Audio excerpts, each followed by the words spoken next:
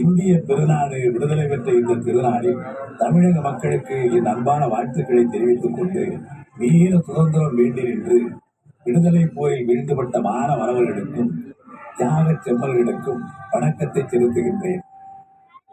மண்மீட்க எழுந்த போராட்டத்தின் முடிவில் வெற்றி கழிப்புடன் விண்முட்ட பறந்து பட்டொளி வீசிடும் இந்திய தேசிய கொடியை மக்களால் தேர்ந்தெடுக்கப்பட்ட மாநிலத்தின் முதலமைச்சர்கள் தான் இந்நாளில் ஏற்றி வைக்க வேண்டும் என்று நான் எழுப்பிய உரிமை குரலை புறக்கணிக்காமல் ஒப்புதல் தந்த ஒன்றிய அரசுக்கும் இந்திய பிரதமர் இந்திரா காந்தி அம்மையாருக்கும் என் நன்றியை தெரிவித்துக் கொள்கின்றேன்.